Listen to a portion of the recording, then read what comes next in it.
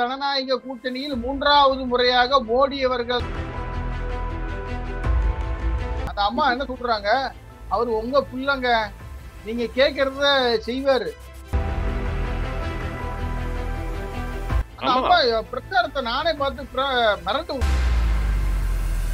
நாங்க யாருக்கு வாக்களிக்கணுமோ அவங்களுக்கு சரியான முறையில முழுக்க மக்கள் பிரச்சனைகளை பேசியிருக்கின்றார். தேனி நாடாளுமன்ற தொகுதி என்பது ஆன் வாய்ஸ் வீடியோஸை லைக் பண்ணுங்க, ஷேர் பண்ணுங்க, சப்ஸ்கிரைப் பண்ணுங்க and மறந்துடாம பெல் பட்டனை பிரஸ் பண்ணுங்க. தமிழ் உறவுகளுக்கு வணக்கம். இன்று நம்மோடு இணைப்பில் இருப்பவர் பொலிட்டிக்கல் அனலிஸ்ட், கள நில ஆய்வாளர், right from the centre, Ramanathapuram Theni அந்த டிஸ்ட்ரிக்ட்லேருந்து வரும் மிஸ்டர் வெள்ளை பாண்டியன் அவர்கள். வணக்கம் சார், எப்படி இருக்கீங்க? சார் வணக்கம். நல்லா இருக்கீங்களா? நல்லா இருக்கேன் சார், நல்லா இருக்கேன். நம்ம போன வாட்டி நம்ம ராமநாதபுரத்தை பத்தி பேசினோம். ஓபிஎஸ், நீங்க சொன்னீங்க ஓபிஎஸோட எழுச்சி ரொம்ப நல்லா இருக்கு, ஓபிஎஸ் கொஞ்சம் கொஞ்சமா முன்னேறி வந்துட்டு இருக்கிறாரு அப்படின்ற மாதிரி நீங்க சொன்னீங்க. அதே மாதிரி இன்னைக்கு தேனியை பத்தி பேசலாம் அப்படின்னு சொல்லிட்டு, பக்கத்து ஊர் தேனிக்கு நீங்க போயிட்டு அடிக்கடி போயிட்டு வருவீங்க அப்படின்ற மாதிரியும் சொன்னீங்க. இன்னைக்கு நம்மளோட முதலமைச்சர் மிஸ்டர் மு.க. ஸ்டாலின் வேற தேனிக்கு வந்திருக்கிறாரு. பிரம்மாண்ட பிரச்சாரங்கள் போயிட்டு இருக்கு. எப்படி பார்க்க வேண்டியதா இருக்கு? ஏன்னா திமுக சைட்லேருந்து மிஸ்டர் அதிமுகலேருந்து வந்த அந்த நபர் நிற்கிறாரு. அதுக்கப்புறம் இந்த சைடில் டிடிவி நிற்கிறாரு. சாரி, தங்க தமிழ்ச்செல்வன், தப்புன்னு வரல பேர், தங்க தமிழ்ச்செல்வன் நிற்கிறாரு. ஆமாம், அவருக்கு மூர்த்தி பக்கபலமா நிற்கிறாரு. இந்த சைடில் டிடிவி, அவங்களோட மனைவி அனுராதா அவங்க பிரச்சாரம் பண்றாங்க. ஏன்னா அண்ணாமலைக்கு அவர் சப்போர்ட் 2 நாள் முன்னாடி போகும்போது இங்க பாத்தீங்கன்னா அனுராதா அம்மையார் பயங்கரமா பிரச்சாரம் பண்றாங்க. கலந்து எப்படி இருக்கு? அதிமுக சைட்லயும் ஒரு கேண்டிடேட் நிறுத்திருக்காங்க. மொத்தமா நீங்க எப்படி பாக்குறீங்க சொல்லுங்க. நான் பெரிய ஒரு இன்ட்ரோடக்ஷனே கொடுத்துட்டேன், நீங்க இனிமேல் நீங்க பேசுங்க, நான் கேட்கிறேன். அதாவது தொடர்ச்சியா தமிழகத்தில் மொத்தம் 40 நாடாளுமன்ற தொகுதிகள், புதுச்சேரி உட்பட இது 39 தொகுதிகள் தமிழகத்தை உள்ளடக்கியது. குறிப்பாக சொல்ல வேண்டும் என்றால், தமிழகத்தில் கவனிக்கப்பட வேண்டிய தொகுதிகளாக இருப்பது ராமநாதபுரம், தேனி நாடாளுமன்ற தொகுதி, கன்னியாகுமரி, திருநெல்வேலி, கோயமுத்தூர், தர்மபுரி, சிதம்பரம், மதுரை, இன்னொன்று சிவகங்கை, திருச்சி, இப்படி சில நாடாளுமன்ற தொகுதிகள்லாம் சில கட்சியினுடைய முக்கியமான வேட்பாளர்கள், அதாவது இந்த தலைமை பொறுப்புல இருக்கிறவங்களே போட்டியிடுறாங்க. சில தொகுதிகளில் பாத்தீங்கன்னா அது ஒரு ஸ்டார் வேட்பாளர் போட்டியிடுறாங்க. அப்போ உன்னிப்பா நம்ம மட்டும் கிடையாது, ஒட்டுமொத்த உலக மக்களும் தேனியில் டிடிவி தினகரன் ஜெயித்து விடுவாரா, இல்லை தங்க தமிழ் செல்வன் தான் ஜெயிப்பாரா அப்படிங்கிற ஒரு மிகப்பெரிய மக்களுடைய மனது ஓடிக்கிட்டே இருக்கு. தேனி தொகுதியில் முன்னாள் முதலமைச்சர் ஓ பன்னீர்செல்வத்துடைய மகன் ரவீந்திரநாத் குமார் தற்போது வரை எம்பியாக தொடர்ந்து கொண்டிருக்கின்றார். அவர் அந்த கடந்த 5 ஆண்டுகளில் என்னென்ன சாதனைகளை செய்தார் என்று பார்க்க வேண்டும். இன்னொன்று, டிடிவி தினகரன் அவர்கள் எதற்காக இந்த தொகுதியில் போட்டியிடுகின்றார் என்று பார்க்க வேண்டும். அவருக்கான கூட்டணி கட்சியினுடைய பலம் என்ன, திமுக ஆளுங்கட்சி அந்த கட்சியினுடைய தற்போது நிலவரம் என்ன அப்படிங்கிறத மிக ஒரு விரிவா ஒரு உன்னிப்பா பார்க்கலாம், அதை பத்தி பேசலாம் அப்படின்னு சொல்லி நான் நினைக்கிறேன். குறிப்பா சொல்ல வேண்டும் என்றால், இன்று அரசியலில் 2 துருவங்களாக இருக்கக்கூடிய திரு தங்க தமிழ் செல்வன் அவர்களும் டிடிவி தினகரன் அவர்களும் ஒரே கட்சியான அண்ணா திராவிட முன்னேற்ற கழகத்தில் பயணித்தவர்கள், இருந்தவர்கள். அதிமுக அம்மா மக்கள் முன்னேற்ற கழகத்திலேயும் கொள்கை பரப்பு செயலாளர் இருந்தவர் தான் தங்க தமிழ் செல்வன். இன்னைக்கு சில சூழ்நிலையினால அவர் திமுகவுக்கு போக வேண்டிய ஒரு கட்டாயம், அவர் தன்னை நிலைப்படுத்திக்கிறனும், தனக்கான எதிர்கால அரசியலை உருவாக்கி கொள்ளணும் அப்படிங்கிறக்காண்டிதான் அவர் திமுகவுக்கு போயிட்டாரு. அது எல்லாருக்குமே தெரிஞ்ச விஷயம். இப்ப இதுல என்னன்னா, கடந்த நாடாளுமன்ற தேர்தலில் ஓ பன்னீர்செல்வம் அவருடைய மகன் ரவீந்திரநாத் குமாரை அம்மா மக்கள் முன்னேற்ற கழகத்தின் சார்பில் எதிர்த்து போட்டியிட்டவர் தான் இந்த தங்க தமிழ் செல்வன். ஆனா இன்னைக்கு அம்மா மக்கள் முன்னேற்ற கழகத்து கட்சியினுடைய தலைவர் டிடிவி தினகரனை எதிர்த்து திமுக சார்பில் போட்டியிடுகின்றார். அப்ப நம்ம ஒரே இதுதான், ஆனா அவங்க அரசியலுடைய நிலைப்பாடு கால சூழலுக்கு நேரம் மாறுது. மாறும்போது மக்கள் யாருக்கு வாக்களிக்க வேண்டும், யாருக்கு வாக்களித்தால் சரியாக இருக்கும் என்ற ஒரு மைய ஓட்டத்தில் மக்களும் பயணித்துக் கொண்டிருக்கிறார்கள். இப்ப 2 பேருமே தீவிரமா பிரச்சாரம் பண்ணிட்டு இருக்காங்க சார். தேனி நாடாளுமன்ற தொகுதியில ஒரு ஒரு பழமையான அதிக அளவில் விவசாயிகள் வாழக்கூடிய தொகுதி, அதுபோல வேளாண்மைகள் நல்ல ஒரு நீர் ஆதாரம் உள்ள ஒரு தொகுதி, தொழில் நிறைந்த ஒரு தொகுதி. குறிப்பா அது கேரளா பார்டர், அங்க இருக்கக்கூடிய ஏலக்காய், டீ, இப்படி நல்ல விலை உயர்ந்த பொருட்கள்லாம் வியாபாரம் செய்யக்கூடிய ஒரு தொகுதியாகவே தேனி தொகுதி பார்க்கப்படுகிறது. பெரும்பான்மை வாழக்கூடிய முக்குளத்தூர் சமூகத்தின் குறிப்பாக பிரமலை கல்லர்கள் நிறைந்த ஒரு தொகுதி. அதன் பிறகு தேவேந்திர உள்ள வேளாளர்கள், மரவரசு, அதுக்கடுத்து பல்வேறு சமூகங்கள், இந்த தொட்டிய நாயக்கர்லாம் கொஞ்சம் அதிகமா இருக்காங்க இங்க. பட்டியலினத்தை சேர்ந்தவங்களும் ஈக்குவலி, அதாவது முதல்ல முக்குளத்தோர், அதுக்கப்புறம் பட்டியல் இனத்த சமுதாயம் தான் ரெண்டாவதா இருக்குது தேனியில. கண்டிப்பா கண்டிப்பா கண்டிப்பா. இப்படி அந்த சமூகத்தை சார்ந்தா, அது பிரமலை கல்லர் சமூகத்தை சார்ந்த தங்க தமிழ் செல்வன் போட்டியிடுகின்றார்.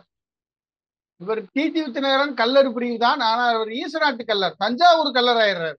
ஓ, தஞ்சாவூர் கல்லர். ஓகே, அதுலயும் ஒரு வித்தியாசம் இருக்கு. ஓகே, கல்லர் கல்லர்ல திருமலை கல்லர் கிடையாது, இவர் Thanjavur Kallar. Okay, Thanjavur Kallar, okay, Eesanattu Kallar. Eesanattu Kallar. Okay, நான் சொல்லலாம், மக்கள் டெய்லி சொல்றாங்களே, அந்த ஊர் மக்கள்கிட்ட நான் பேசுறேன்.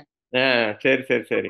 என்னுடைய கல்லூரி நண்பர்கள், நெருங்கிய நண்பர்கள்ட்ட எல்லாம் பேசும்போது, யார் ஜெயிப்பா, ஜெயிக்கிறது யாருன்னு எல்லாருக்கும் தெரியும், நாங்க இப்ப சொல்ல மாட்டோம், அது தவறா போயிடும், நாங்க யாருக்கு வாக்களிக்கணுமோ அவங்களுக்கு சரியான முறையில நாங்க வாக்குகளை செலுத்துவோம் அப்படின்னு சொல்றாங்க.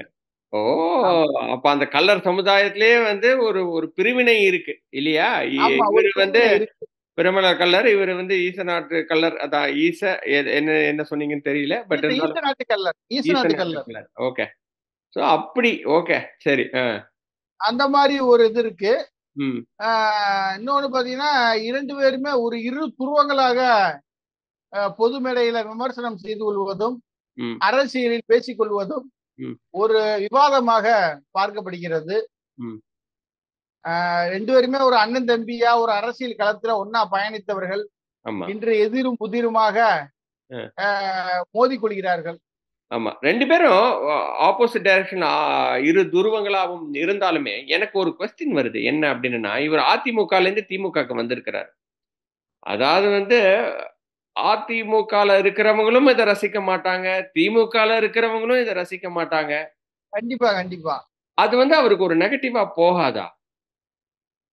சார், அது நெகட்டிவா போகாது. என்ன காரணம் தான், அரசியல்வாதிகள் தான் அடிக்கடி கட்சிகள் மாறிக்கொண்டே வருகிறார்கள். ஏன்னா அவங்களுக்கு அது ஒரு என்ன சொல்றது, அது ஒரு நீங்க சொல்ற மாதிரி ஒரு நெகட்டிவ் தாட்ஸ் எல்லாத்தையும் இருக்கு. ஆனா இப்ப திமுக ஆளுங்கட்சி, தங்க தமிழ் செல்வன் ஒரு பலமான வேட்பாளரா போட்டியிடுகின்றார். இவர் தேசிய ஜனநாயக கூட்டணி கட்சியின் சார்பில் ஒரு பலமான வேட்பாளராக நிக்கிறாங்க. ஒரு கொஸ்டின் என்ன, டிடிவி பயங்கரமா களத்துல ரொம்ப சாதுரியமா வேலை செய்யறவர். நம்ம அது ஆர்கே நகர்லயே நம்ம பார்த்தோம். ஆர்கே நகர் ஃபார்முலான்ற மாதிரியே நம்ம எப்படி இந்த ஃபார்முலாவை அழகிரி கொண்டு வந்தாரோ, அதே மாதிரி ஆர்கே நகர் ஃபார்முலா. அழகிரி கொண்டு வந்தது திருமங்கலம் ஃபார்முலா. அதான் திருமங்கலம் ஃபார்முலா. இங்க ஆர்கே நகர் ஃபார்முலான்ற ஒரு ஃபார்முலாவும் இருக்கு. சோ அந்த ஃபார்முலாலாம் கரெக்டா கொண்டு கரெக்டா ஜெயிச்சவருக்கு. இன்ஃபேக்ட் திமுகவை டெபாசிட்டே வாங்க வச்சவர், களத்து துல்லியமா கணிக்கிறவர். அவர் தங்க தமிழ் செல்வனை ஜெயிக்க முடியாது அப்படின்ற மாதிரி தான் நீங்க பாக்குறீங்களா? சார், தங்க தமிழ் செல்வன் அவருக்கு ஆளுங்கட்சியினுடைய பலம், அதற்கு பொறுப்பு அமைச்சராக மதுரையை சேர்ந்த நம்ம தமிழகத்தை சேர்ந்த வணிக வரித்துறை அமைச்சர், ஒரு பலமான அமைச்சர் மூர்த்தி அவரை பொறுப்பாளராக போட்டிருக்காங்க. அவர் என்ன சொல்லியிருக்காரு, நான் தங்க தமிழ் செல்வனை வெற்றி பெற செய்யவில்லை என்றால் ம். என்னுடைய அமைச்சர் பதவியை ராஜினாமா செய்து கொள்கின்றேன் ஒரு சபதத்தோடயே நிக்கிறார்.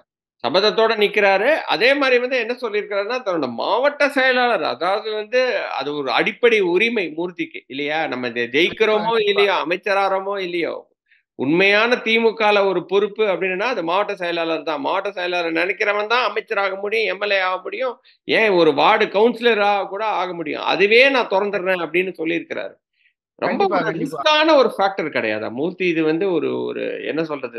தன்னோட அரசியல் வாழ்க்கைக்கே ஒரு ஒரு முற்றுப்புள்ளி வைக்கிறதுக்கு கூட வாய்ப்பு இருக்கு இல்லையா? கண்டிப்பா கண்டிப்பா சார். இது வந்து அவங்களுக்கு ஒரு வாழ்வா சாவாங்கிற ஒரு பிரச்சனை இருக்கு. ம், தேனி நாடாளுமன்ற தொகுதியை பொறுத்த மட்டுங்க ம், திமுகவுல தங்கத்தமிழ் செல்வன் ஜெயித்தால் தங்கத்தமிழ் செல்வனுக்கு ஒரு அரசியல்ல அடுத்த ஒரு கட்ட நிலைமை. ம். அவரு மூர்த்திக்கு இது வந்து ஒரு என்ன சொல் ஒரு டார்கெட், ஒரு டார்க், ஒரு ஒரு இலக்கை நோக்கி பயணிச்சுக்கிட்டு இருக்காரு. நம்ம வெற்றி பெற்றே ஆகணும் அப்படின்னு சொல்லி. சரி. இப்போ அதுக்காண்டிதான் பாத்தீங்கன்னா இன்னைக்கு இன்னைக்கு அனைத்து பேப்பர்லயுமே வந்து ம், நம்மளுடைய தமிழகத்தினுடைய முதலமைச்சர் அவரே ம். வந்து பாத்தீங்கன்னா நேரடியாவே வந்து பிரச்சாரம் பண்ணியிருக்காரு. நீங்க ஆமா. பார்த்தாலும் தெரியும். தங்கத்தமிழ் செல்வனுக்கு ஆதரவா வந்து தங்க கவுன்சிலர் நடைபெற்று தானே பக்கத்துல நிக்கிறாரு. வணக்கம் வச்சுட்டு நிக்கிறாரு. ஆமா பக்கத்துல வணக்கம் வச்சுட்டு நிக்கிறாரு. இந்த ம். பார்த்தாலே தெரியும் உங்களுக்கு. ஆமா. அப்போ ஒரு மிகப்பெரிய போட்டி வந்து அங்க இருக்கு.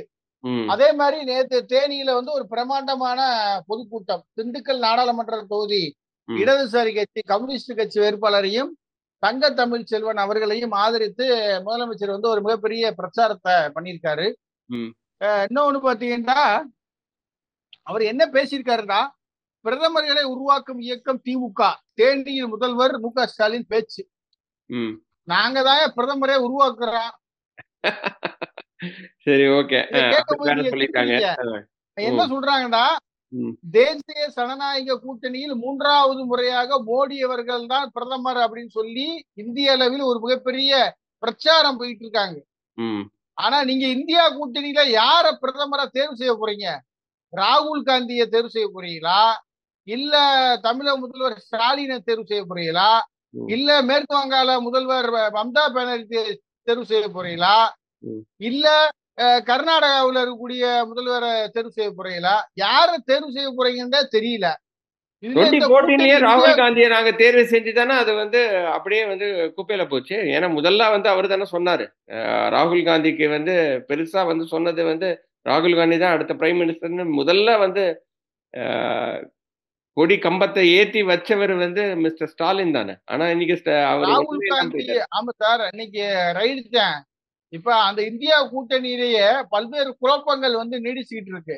ம், பல்வேறு மாநிலங்கள்ல அவங்களுக்கு இந்தியா கூட்டணிக்கு ஆதரவு கொடுத்த கட்சிகள் எல்லாம் கூட்டணியை வைத்து பிரிந்து விட்டார்கள். ம், ஒவ்வொரு மாநிலத்துக்கும் ஒவ்வொரு நிலைப்பாடு.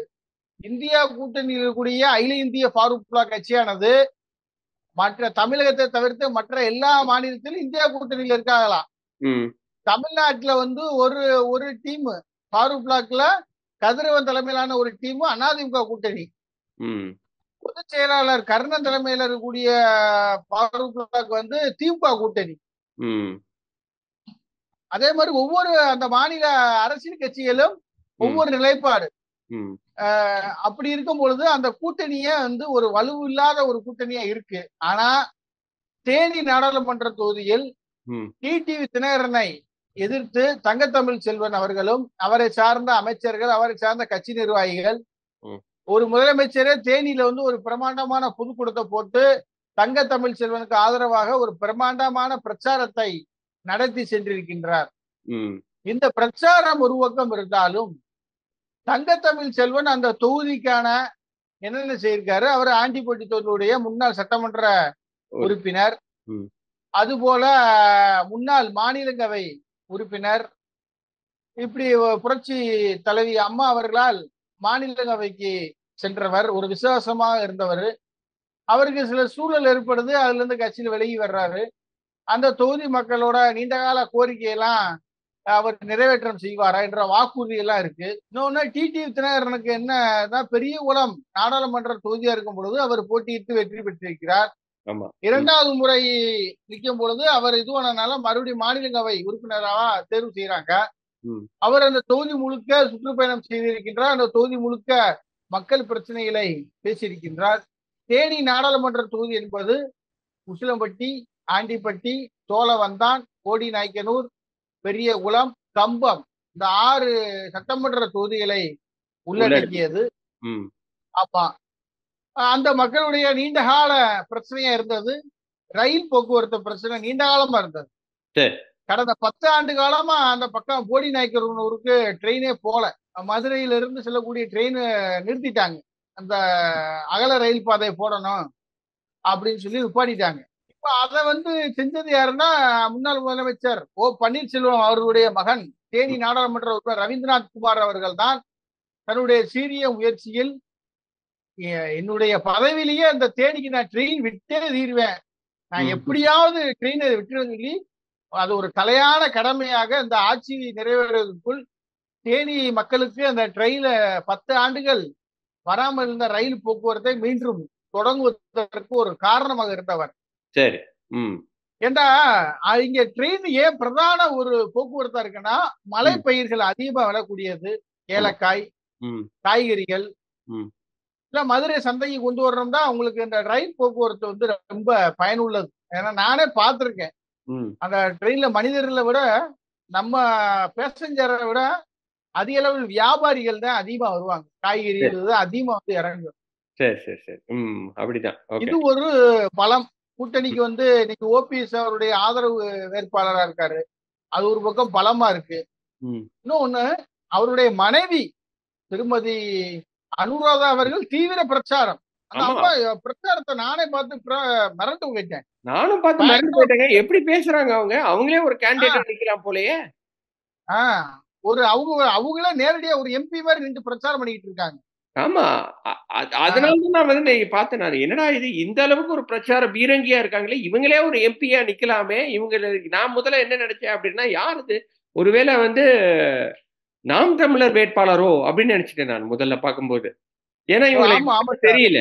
நம்ம தங்க தமிழ்ச்செல்வன் தெரியும், அதுக்கப்புறம் டிடிவி தெரியும், நம்ம அதிமுக இருக்கிற கேண்டிடேட் தெரியும். ஸோ அதனால நாம் தமிழர் கேண்டிடேட் நினைச்சிட்டேன் முதல்ல. அப்புறம் டிடிவியை பத்தி என்ன டிடிவியை பத்தி பேசுறாங்க அப்படின்னும் போது, அண்ணனை பத்தி பேசுறாங்க அப்படின்னும் போது பார்த்தா அனுராதா அப்படின்னு அதுக்கப்புறம் சர்ச் பண்ணி பார்க்கும்போது தான் அவங்க வருது. நல்ல பிரச்சாரம். அந்த பிரச்சாரத்தை தாண்டி தங்க தமிழ்ச்செல்வன் ஜெயிச்சிருவாருன்னு நீங்க நினைக்கிறீங்களா? சார், மகளிருடைய ஓட்ட ஃபுல்லா அந்த அம்மா மிகப்பெரிய அளவில் பிரச்சாரம் பண்ணிட்டு இருக்காங்க. இன்னைக்கு டிடிவி தினகரன் அவர்கள் தமிழகத்தில் இருக்கக்கூடிய 40 தொகுதிகளுக்கும் ஒரு கூட்டணி கட்சி தலைவர் என்ற முறையில் பிரச்சாரம் செய்து கொண்டு வருகின்றார். தென்காசி, திருநெல்வேலி, மதுரை, அதுபோல ராமநாதபுரம், சிவகங்கை, திருச்சி, ஏன்னா அம்மா மக்கள் முன்னேற்ற கழகம் 2 தொகுதியில போட்டிடுறாங்க. ஒண்ணு தேனி, ஒண்ணு திருச்சிராப்பள்ளி. அப்ப திருச்சியிலையும் அவர் பிரச்சாரம் செஞ்சுதான் ஆகணும். அதுபோல கோயம்புத்தூர்ல அண்ணாமலைக்கு ஆதரவா பிரச்சாரம் செஞ்சாகணும். தென்காசியில ஜான் பாண்டியனுக்கு ஆதரவா பிரச்சாரம் செஞ்சாகணும். ஏன்னா அவங்களுடைய ஒரு வாக்கு வங்கி தேனி நாடாளுமன்ற தொகுதியில ஒரு கணிசமான வாக்கு வங்கி. நிச்சயமா அந்த சுத்து வட்டாரத்தை தென் தமிழகத்திலேயே அவங்களோட வாக்கு வங்கின்றது மிகப்பெரிய ஒரு வாக்கு வங்கி. அதே ஓபிஎஸ் பண்றதுல அதனால்தான் எனக்கு ஓபிஎஸ் மேல ஒரு சின்ன ஒரு கஷ்டமா இருக்கு. ஏன்னா அவரோட தொகுதியிலேயே தான் பாக்குறாரு, வெளியே போகவே மாட்டேங்கிறார். ஆனா டிடிவி அப்படி இல்ல, மத்தவங்களுக்கு சேர்த்து பண்றாரு இல்லையா? அதுல ஒரு வித்தியாசம் இருக்கு. அவர் போறதா இருக்காரு. இங்க 6 சட்டமன்ற தொகுதிங்கிறது சார், ஒரு தொகுதி விருதுநகர் நாடாளுமன்ற தொகுதியில வருது. ராமநாதபுரத்தை பொறுத்தப்பட்டு திருச்சுழி விருதுநகர் மாவட்டம், சரி, அறந்தாங்கி புதுக்கோட்டை மாவட்டம். இது ஒரு பெரிய பரப்பளவு கொண்ட ஒரு நாடாளுமன்ற தொகுதி. ராமநாதபுரம் பெரிய பரப்பளவு. ஓகே. ஆமா, பெரிய பரப்பளவு. நீங்க ஒரு சுத்தி வர்றங்கிறது ரொம்ப கஷ்டம். இங்க பல்வேறு பிரச்சனைகள்லாம் இருக்கு. அப்ப அதெல்லாம் அவர் சரி பண்ணாதான் அடுத்த தொகுதிக்கு அவர் ஷிஃப்ட் ஆக முடியும். தேனி தொகுதியில பாத்தீங்கன்னா அந்த பெண்கள்கிட்ட அவருடைய மனைவியுடைய பிரச்சாரம் மிக அளவில் பேசப்படுகிறது. அந்த அம்மா என்ன சொல்றாங்க, அவர் உங்க புள்ளங்க, நீங்க கேட்கறத செய்வாரு, நீங்க ஓட்டு போடுங்க, உரிமையில கேளுங்க, உங்களுக்கு எதுவும் செய்யலன்னா சொல்லுங்க, நான் சொல்றேன், நீங்க என்ன வேணுமா கேளுங்க அவர்கிட்ட சொல்லி அந்த அம்மா பிரச்சாரம் பண்றாங்க. அப்ப ஒரு வயசான பாட்டி, ஏத்தா அந்த உசிலம்பட்டி பக்கம்லாம் ஒரு ஸ்லாங் இருக்கு, ஏத்தா என் ஓட்டு தினகரனுக்கு தான்தா, அதுல நான் மாற்றுக்கிறது இல்ல. நான் என் ஓட்டு அவருக்கு தான் போட போறேன் அப்படின்னு மகளிர்லாம் ஒரே ஆறாவரம். ஆளாத்தி எடுக்கிறது என்ன, அந்த அம்மாவை கூட்டிட்டு போய் சாப்பாடு கொடுக்கறது என்ன, டீ கொடுக்கறது என்ன, குழந்தைகளுக்கு பேர் வைக்கிறது என்ன, அந்த அம்மாவுக்கு மாலை அணிவித்து கிரீடம் குட்டுவது என்ன, ஒரு திருவிழா மாதிரி அந்த அம்மாவை உற்சாகமா கொண்டாடிட்டு இருக்காங்க. அந்த அம்மாவும் சலிக்காமல் பேசுறாங்க. தங்கத்தமிழ் செல்வனுக்கு உங்க கணவருக்கு எதிராக போட்டிடுறாரு என்ன, அவர் என்னுடைய சகோதரர், அவரு மனசுல என்ன இருந்தாலும் இருக்கட்டும், என்னைய பொறுத்த மட்டும் அவர் என் கணவருடைய நண்பர், என்னுடைய சகோதரர், எங்க வீட்டுக்கு வந்திருக்காங்க, அவர் ஒரு நல்ல தோழமை அப்படின்னு சொல்லி ஷார்ட்டா எந்த விமர்சனம் செய்யல அந்த அம்மா. அதான் ஒரு பெரிய ஒரு தலைவருடைய மனைவிக்கு ஒரு நல்ல ஒரு அழகா ஒரு பக்குவமா பத்திரிகையாளர்கிட்ட எப்படி அணுகணுமோ தெளிவா பேசுறாங்க. ஆமா, நான் அதை பார்த்து ரொம்ப தெளிவா பேசுறாங்க. அதையெல்லாம் கண்டிப்பா. அதனாலதான் எனக்கு ஒரு சந்தேகம் வந்துகிட்டே இருக்குது. ஒருவேளை லாஸ்ட் மினிட்ல ஒரு சேஞ்ச் இருக்குமோ? ஏன்னா இவங்க ஒரு ஸ்பின் பால் மாதிரி ஒரு பயங்கரமான ஒரு ஸ்பின்னை போட்டாங்க. கூகுளி போடுறாங்க இவங்க. இந்த கூகுளியை கரெக்டா கணிக்கல அப்படின்னா தங்கத்தமிழ் செல்வன் நிச்சயமா தோப்பாரு. கரெக்டா கணிக்கிறாரா உங்களோட உங்க லாஸ்டா இதை வச்சு? தங்கத்தமிழ் செல்வன் நம்ம ஜெயிச்சே ஆகணும். ஒண்ணு ஆளுங்கட்சியினுடைய வேட்பாளர். ஒரு முதலமைச்சரே அவருக்கு ஆதரவா பிரச்சாரம் பண்ணிருக்காரு. நீங்க முதலமைச்சர் எல்லா தொகுதிக்கும் போல, சில தொகுதிகளுக்கு மட்டும்தான் அவர் பிரச்சாரம் பண்றாரு. தூத்துக்குடி நாடாளுமன்ற தொகுதியில அவருடைய சகோதரி இருக்கிறாங்க, அதனால அங்க பிரச்சாரம். மதுரையில பிரச்சாரம் பண்றாரு. அதுக்கடுத்து தேனியில போய் பிரச்சாரம் பண்றாரு. தென் மாவட்டத்துல தங்கத்தமிழ் செல்வனுடைய வெற்றி, தங்கத்தமிழ் செல்வன் கண்டிப்பா வெற்றி பெறணும் அப்படின்னு சொல்லி அவர் ஒரு முக்கியமான வேட்பாளரா திமுக சார்பில் பார்க்கப்படுகிறது. அப்ப அவர் எப்படியாவது வெற்றி பெற வைக்க வேண்டும், அதற்கான களப்பணிகளை கழக தொண்டர்கள் எப்படி செய்யணும் அப்படின்னு சொல்லி ஒரு அழுத்தம் அந்த கட்சியினுடைய நிர்வாகிகளுக்கு கொடுத்திருக்காங்க. அதே மாதிரி அவங்ககிட்ட சட்டமன்ற உறுப்பினர்களும் வலுவா இருக்காங்க, பொறுப்பு அமைச்சர்கள் இருக்காங்க, தீவிரமா களப்பணி, கூட்டணி கட்சி தலைவர்கள் எல்லாம் போய் பிரச்சாரம் பண்ணிட்டு இருக்காங்க தங்கத்தமிழ் செல்வன் அவருக்கு ஆதரவா. இன்னொன்னு அவருமே அந்த மக்கள்கிட்ட ரொம்ப எளிமையா பேசுறாரு. உசிலம்பட்டி பிரச்சார கூட்டத்தை கூட நான் டிவியில பார்க்கும்போது சொல்றாரு, இங்க பாரு, நான் ஓட்டு பெட்டியை திறந்து வைப்பேன், எல்லாரும் எனக்கு ஓட்டு போட்டிருக்கான, எனக்கு மட்டும் ஓட்டு போடாம விட்டுறாதீங்க அப்படின்னு சொல்லி நான் அந்த லோக்கல் லாங்குவேஜ்ல அந்த மக்கள்கிட்ட பேசுறாரு. அந்த மக்கள் அவர் அந்த ஒரு இதை விரும்புறாங்களே, தங்கத்தமிழ் செல்வன் வரணும் அப்படின்னு சொல்லி ஒரு பக்கம் விரும்புறாங்க. டிடிவி சார் அவரையும் வரணும்னு விரும்புறாங்க. இப்ப கடைசியில யாருக்கு அதிக அளவுல வாக்கு கிடைக்க போகுது? இன்னொரு வீடியோவில் சந்திக்கிறேன். அதுவரை நன்றி, வணக்கம். நன்றி, வணக்கம். ஆன் வாய்ஸ் வீடியோஸை லைக் பண்ணுங்க, ஷேர் பண்ணுங்க, சப்ஸ்கிரைப் பண்ணுங்க, அண்ட் மறந்துடாம பெல் பட்டனை பிரஸ் பண்ணுங்க.